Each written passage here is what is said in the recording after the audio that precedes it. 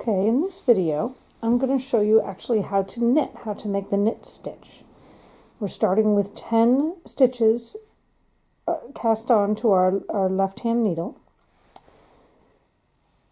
And we're going to take the right-hand needle and insert it into the first stitch from left to right and front to back. Making an X. Take the working yarn, wrap it counterclockwise around that back needle, pull that new loop through the first stitch, which gives you one now on the right hand needle, and you're just going to slide this off the left hand needle. So now you have 9 on the left hand needle and 1 on the right hand needle. We're going to do it again. Left to right and front to back. Wrap the working yarn around the back needle, pull the new stitch through, and slide it off the left-hand needle. Left to right, front to back, wrap the yarn, pull the loop through, and slide it off the needle.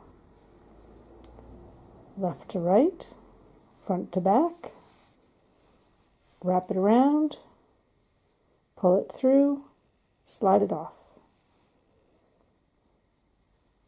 Left to right, wrap around, pull it through, slide it off. Left to right, wrap it around, pull it through, and slide it off.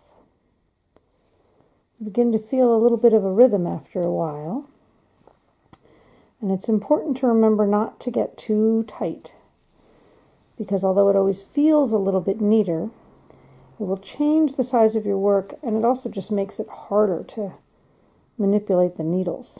So don't pull them too tight. When you get to the end of the row,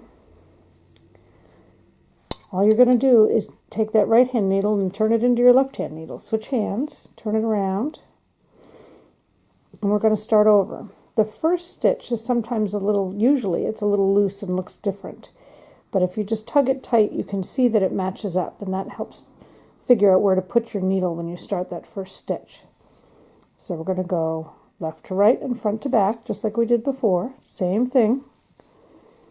Take the working yarn, wrap it around the back, pull it through, and come off the needle. When my daughter was little, she used to say that pretend she was the working yarn, and she would get cold, so she would go in the door, put on a scarf, come out the door, and jump off the porch. She would go in the door, put on a scarf, come out the door, and jump off the porch. So whether you're remembering left to right, wrap the yarn, pull through, and drop it off the needle, or go in the door, put on a scarf, come out the door, and jump off the porch.